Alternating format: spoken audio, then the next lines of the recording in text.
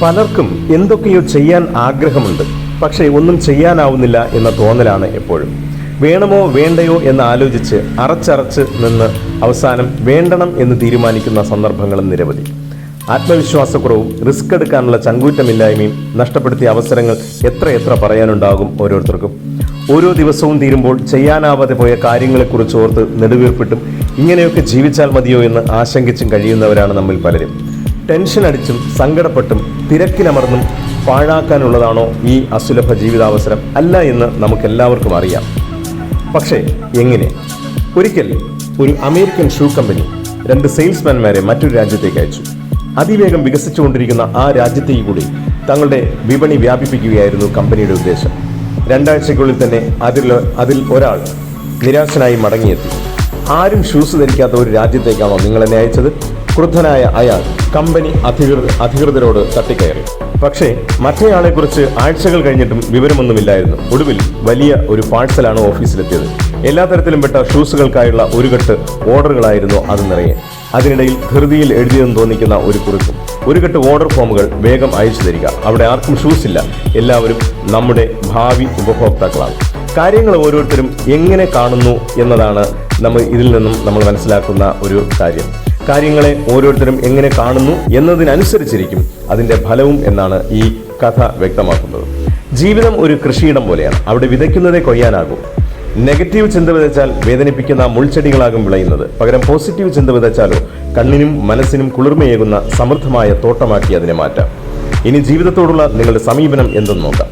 പകുതി വെള്ളം നിറഞ്ഞ ഒരു ഗ്ലാസ് നിങ്ങൾക്ക് മുന്നിൽ മേശപ്പുറത്ത് ഉണ്ടെന്ന് വിചാരിക്കുക. അതിനെ എങ്ങനെയായിരിക്കും നിങ്ങൾ വിശദീകരിക്കുക? പകുതി ഒഴിഞ്ഞതെന്നോ അതോ പകുതി നിറഞ്ഞതെന്നോ? രണ്ടും വസ്തുത തന്നെയാണ്. പക്ഷേ രണ്ടുത്തരങ്ങളിലെയും സമീപനം വ്യത്യസ്തമാണെന്ന് മാത്രം.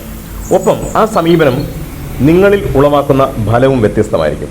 ആദ്യ ഉത്തരം നെഗറ്റീവും രണ്ടാമത്തേത് പോസിറ്റീവുമാണ്. രക്തം പോസിറ്റീവോ നെഗറ്റീവോ ആകട്ടെ, പക്ഷേ ചിന്ത പോസിറ്റീവായിരിക്കും. അതുകൊണ്ട് എന്ത് എന്നാണ് ചോദ്യമെങ്കിൽ കാര്യമുണ്ട്.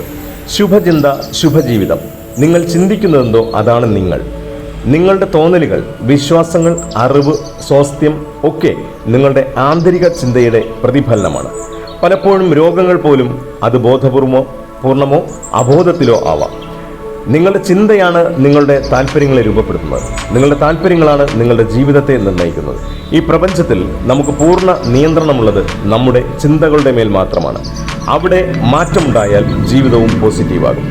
പക്ഷേ നമ്മിലധികം പേരും നെഗറ്റീവായാണ് പലപ്പോഴും ചിന്തിക്കുന്നത് എന്നതാണ് വാസ്തവം. പ്രത്യേകിച്ച് മലയാളികൾ.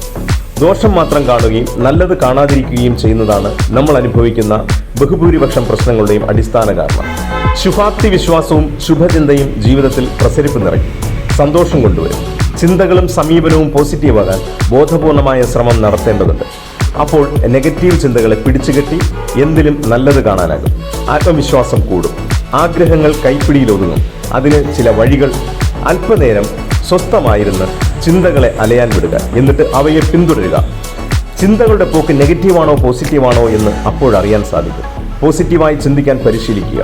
ഓരോ തവണ നെഗറ്റീവായ ചിന്ത കടന്നു വരുമ്പോഴും അതിൻ്റെ മറുവശം അന്വേഷിച്ച് പോസിറ്റീവിനെ മുറുകെ പിടിക്കുക. എനിക്കത് കഴിയും എന്ന മട്ടിലുള്ള പോസിറ്റീവായ ഉറപ്പിക്കലുകൾ നിരന്തരം നടത്തുക. പോസിറ്റീവായി ചിന്തിക്കുന്നവരോടൊത്ത് കൂടുക. എന്തിനേയും കുറ്റപ്പെടുത്തുന്നവരുടെ കൂട്ടങ്ങളിൽ നിന്ന് ഒഴിഞ്ഞു മാറുക.